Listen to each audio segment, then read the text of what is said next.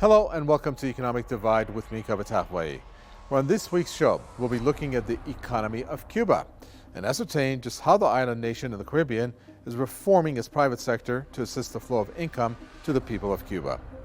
Well, the Cuban Revolution, led by Fidel Castro in 1953, took 5 years to oust then-President Fulgencio Batista, is still in place today, which on a political scale saw the U.S.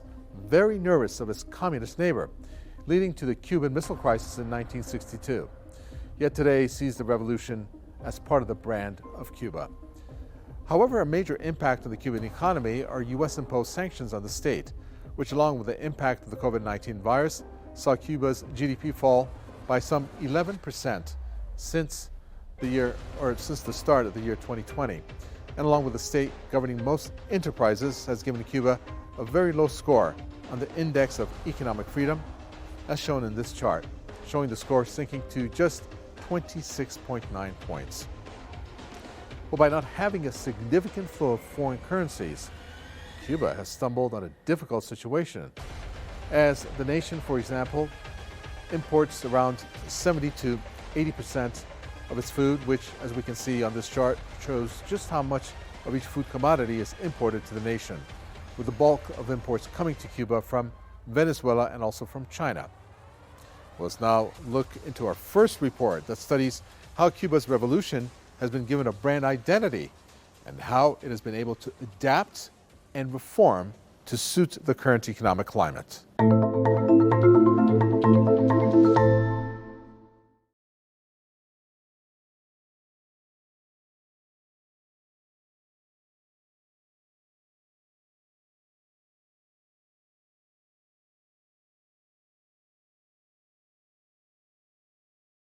In 1953, a young Fidel Castro gathered together a group of similar-minded people and over the next 5 years ousted then-President Fulgencio Batista.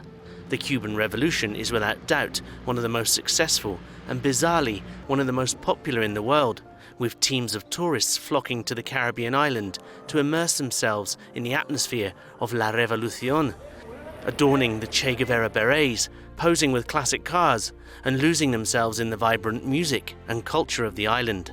But the modern image of luscious beaches, Cuban cigars and cocktails has not always been the norm.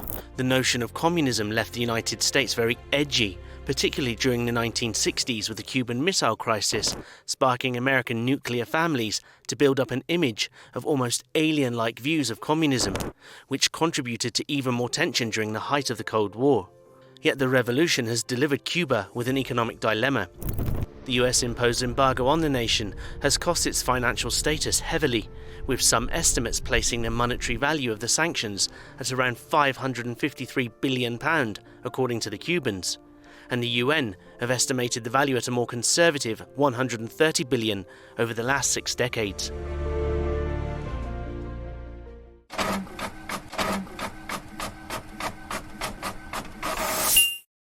Joining me in the studio is current affairs and impact analyst Mahan Abedin. Welcome. And Thank Dr. you. Stephen Wilkinson from the University of Buckingham. He is also the director of the International Institute for the Study of Cuba. Well, gentlemen, thanks for being with us. Let me start with the professor, Dr. Wilkinson.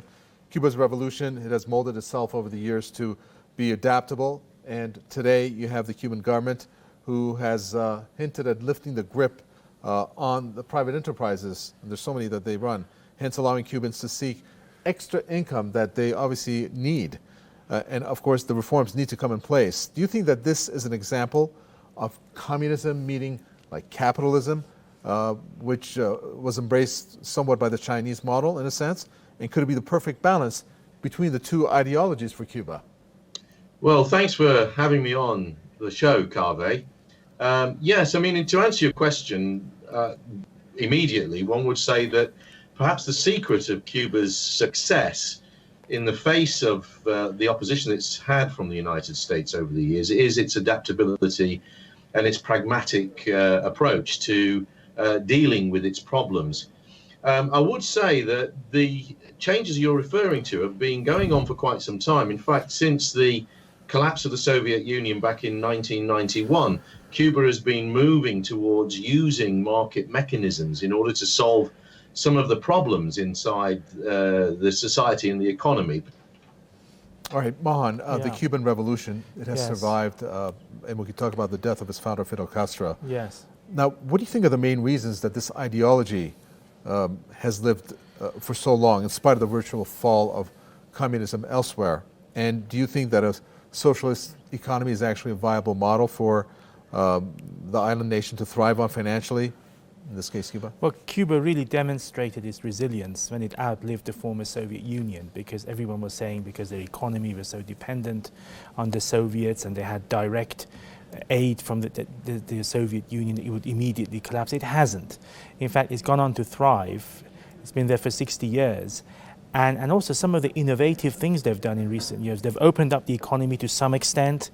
There's now some scope for private enterprise in Cuba, but it's still a very strictly socialist country. They've opened up the internet, and of course the tourism sector is picking up. So Cuba really is a resounding success story, particularly in view of its immediate environment. You know, very hostile giant neighbor to the north, which has tried to oust them repeatedly in the past 60 years, particularly in the early decades. I mean, they tried to assassinate Fidel Castro for over a dozen times, but they were unsuccessful. So Cuba, yet by all accounts, by all credible accounts and standards, it really is a resounding success story. Yeah, it sure is, You know. from the sounds of it anyways. Okay, Yeah. thanks to both Mahan and Dr. Wilkinson. We're going to obviously see them later again in the program. It's time now to take a look at our second report that studies Cuba's rocky relationship with its northern neighbor, namely the U.S.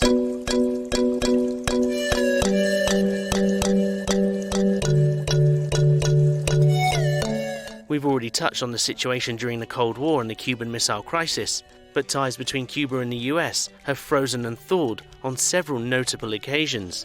The most obvious differences in ties came between the US and Cuba depending on the US government at the time, with the Democrats tending to be more favourable towards Cuba than the Republicans, as demonstrated in 1999, when then-President Bill Clinton allowed travel restrictions to be eased between the two nations, even going as far as approving cultural and sporting exchanges. The election of George W. Bush saw relations deteriorate again, with the US government labelling Cuba in its baseless axis of evil speech, spearheaded by the sinister and hawkish advisor John Bolton.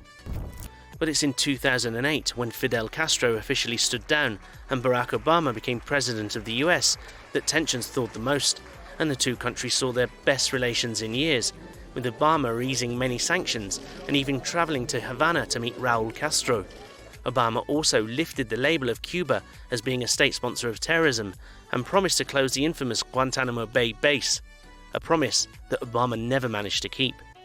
Donald Trump in his final weeks in office, however, reversed Obama's work and once again placed Cuba on the list of state sponsors of terrorism and once again created tension between the two sides.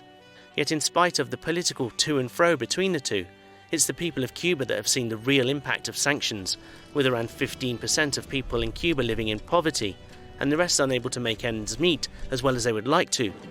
How then have the sanctions affected the daily lives of people in Cuba? So there's the contradiction. In many ways, Cuba behaves very much as a developed country in terms of its commitment to health, education. People can talk in great detail and at great length about the contributions that Cuba has made to its own people in those terms, or the Cuban government has made.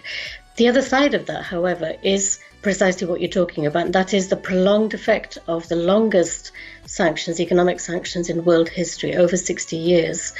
And that has done many things at a sort of, macro level. It has completely distorted the Cuban economy, and Cubans at street level feel that fragility and feel that sense of precarious existence, certainly. I mean, there is food on the tables, nobody is starving, but it's a very kind of piecemeal approach to trying to get that food on the table. What now remains to be seen is whether the upcoming reforms in Cuba that will allow more private enterprise with less control by the state, will it give the people of Cuba an opportunity to earn more money? Yet with tourism being a major source of foreign currency and opportunity for private businesses, it seems that until the global COVID-19 pandemic is brought under control, things may yet remain very challenging for the people and the government of Cuba.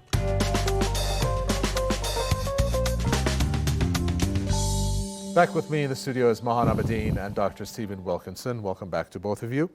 Dr. Wilkinson, the U.S. under Donald Trump, he reimposed sanctions on Cuba, labeled it a state sponsor of terrorism. Do Do you think the new President Joe Biden is going to be following the footsteps of Barack Obama in terms of easing ties with Cuba? And will Biden finally close the prison at Guantanamo Bay, as he has hinted at recently? Well, Kaveh, just to go back to your first question, to begin the answer to this one, around the issue of ideology, I think one of the most important things to understand about this relationship with the United States is that the underlying, if you want to use a philosophical term, the episteme, that means the kind of the underlying basis of this confrontation, it is not seen the same way on both sides. So, for example, the United States almost consistently insists on seeing this as a relationship which is based around a conflict between socialism and capitalism. Whereas if you ask the average Cuban what they see the confrontation as being one between colonialism and independence.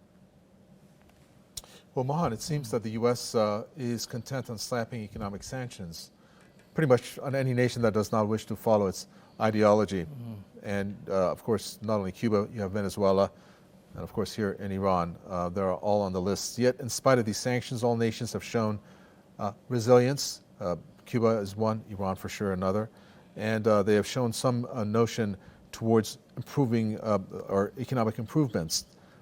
Now, do you think Cuba, like Iran and Venezuela, have stood up successfully when it comes to sanctions and proving that they just don't really have the impact that, in this case, the U.S. intended to? Well, I think sanctions in all the three cases you pointed out, at least Iran, Venezuela, and Cuba, what it tends to do is to actually improve national cohesion in these countries. So there may be an element of economic suffering, but people pull together. And that in itself defeats the sanctions, because one of the primary aim of these sanctions is not only just to economically cripple a country, but to actually incite unrest.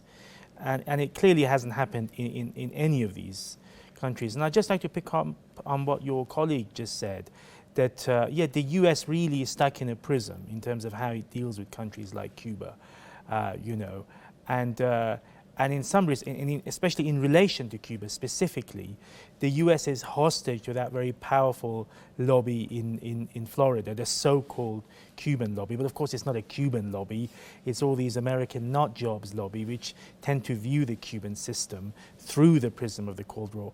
And again, your guest is partially right, I think. Yeah, there is a nationalistic element in the Cuban Revolution, but we can't downplay its socialist elements.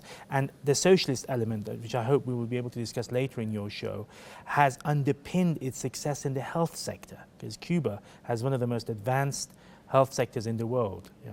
Okay, great. Thank you. Many thanks to Mahan and also Dr. Wilkinson. Well, we're about to take a short break here on Economic Divide, but don't go anywhere, as we have plenty more coming up after these short messages, so stay right where we are.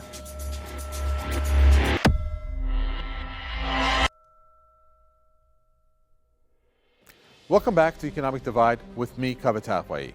Time now to take a look at some of the other economic headlines hitting the front pages in our Info News section. Well, first up, China has taken its first step to ousting the U.S. as the world's largest economy by overtaking the Americans as the European Union's largest trading partner. Figures show that trade between China and the EU is valued at $709 billion compared to $671 billion for the U.S. in the year 2020. Well, Bitcoin has breached the iconic $50,000 mark, seeing the currency rise by 72% since the start of the year. Well, the price surge comes following an announcement by Tesla CEO Elon Musk that he had purchased $1.5 billion of the cryptocurrency.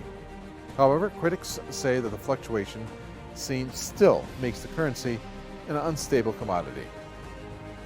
Next up, following from our episode on billionaires last week, two of the world's richest men, namely Jeff Bezos and Mukesh Ambani, are battling over a $3.4 billion contract over retail sales in India. Bezos' Amazon hopes to gain a slice of the 1,800 retail stores across 420 Indian cities. However, Ambani's reliance is showing Amazon that local knowledge and ready cash are strong enough to oust Amazon's interest in India.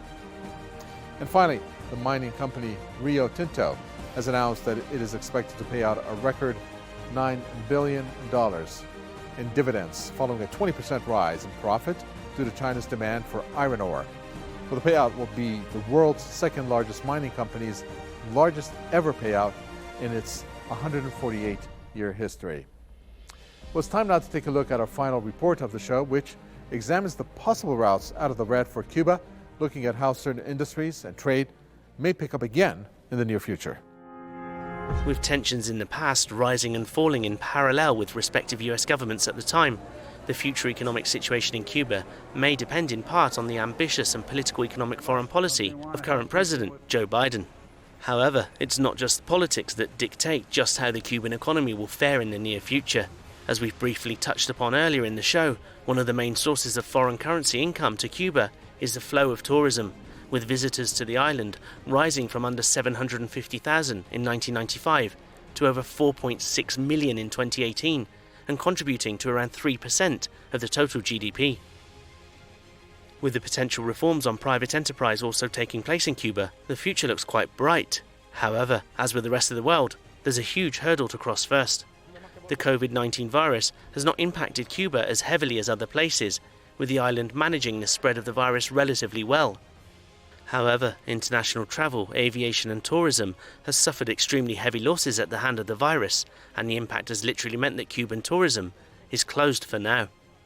Many Cubans currently rely on remittances sent to the island from the US, and with over 2.3 million Cubans living in America, the opportunity to send money home is plenty. Yet in the long term, it's not an ideal solution. However, Cuba has shown that it's able to manage well in times of crisis, as demonstrated by its handling of the virus, and with a highly educated population boasting 100% literacy rates from both males and females, and having some of the best medical doctors in the world, Cuba has shown the world how self-sufficient it can be. So the future now lies in the hands of both the people and the government of Cuba, as well as partly in the hands of external partners and nations, meaning how the people of Cuba view their future, either tied to better relations with the US, or by seeking more ties with new or existing partners, depends what happens on a political scale, and now it seems medically, in order to emerge from the current situation. Cuba's always looked elsewhere. It's always tried to keep those international alliances going, and a huge part of that for over 30 years, but predominantly now, principally now with the pandemic, has been through internationalism, through medical internationalism and the exchange of medical expertise, or pharmaceuticals in exchange for basic commodities. In terms of the change of US administration, I don't think it could have got worse for Cuba than it had been under Trump. The number of restrictions that were strengthened under Trump's administration, including remittances, including limiting the most obvious tourist market, which is the US market, severely limiting that. And then one of his last acts before leaving office was to put Cuba on the what used to be the axis of evil. So it can't get worse than that. It can't be harder than that.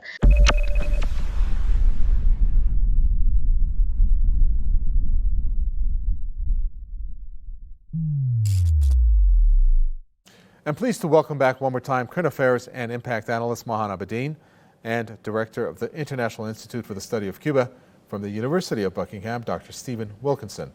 Gentlemen, welcome back. Dr. Wilkinson, my final question. Cuba, like many other nations around the world, suffered heavily at the hands of the COVID-19, not necessarily in the number of deaths, which currently stands at less than 300, but also more so due to the impact of the virus on the tourism of the country. Do you feel that in spite of the 11% GDP slump that was recorded in 2020 by Cuba, that the economy can reemerge from the pandemic and get back to its former self? Well, I mean, that's a big question. I'm talking to you from a country which has suffered a very similar fall in GDP, Great Britain, and we don't know what our economy will look like going forward. So it's very difficult to predict in terms of how this pandemic is going to play out. I would say that it is the case that Cuba's economy has been heavily switched towards tourism as one of the main foreign currency earners. And it's hard to see, in terms of the global pandemic, a return to the kinds of tourism that we had in the past coming back to Cuba very quickly. So one would say on that count, the picture is not very let's say optimistic for Cuba at this stage. However, on the other hand, One of the other main planks of the Cuban economy now, and arguably one of its most successful projects, has been the development of its biotechnology industry.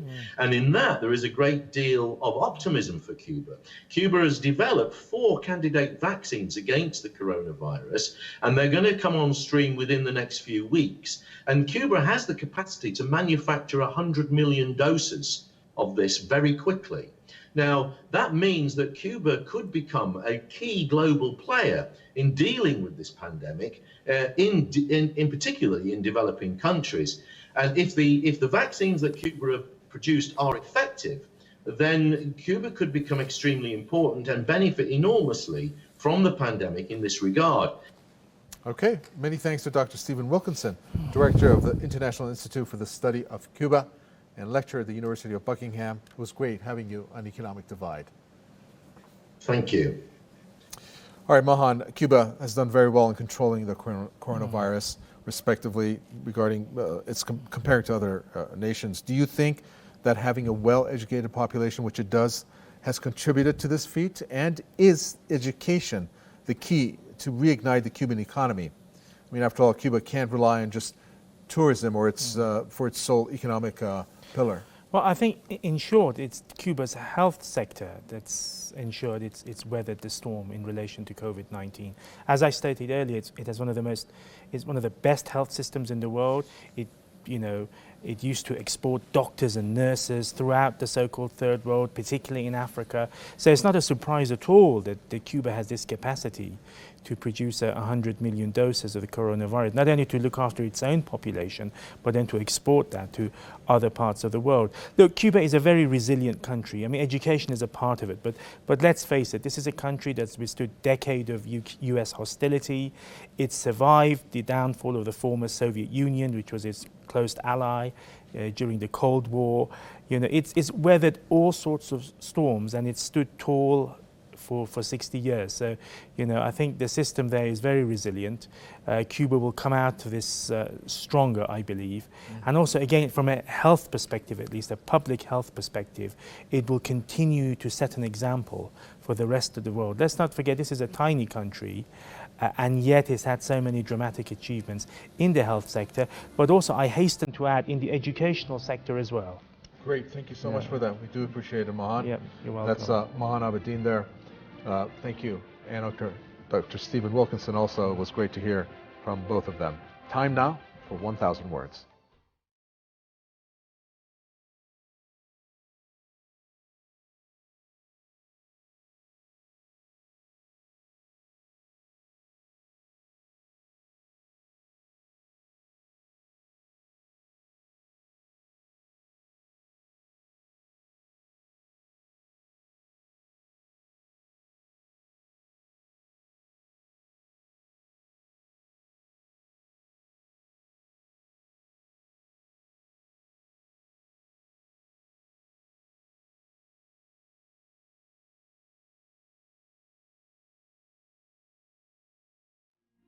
The Cuban Revolution has so far stood the test of time, with not only the founder of the revolution dead, but also with communism morphing into a very different concept since the collapse of the Iron Curtain and the fall of the Soviet Union.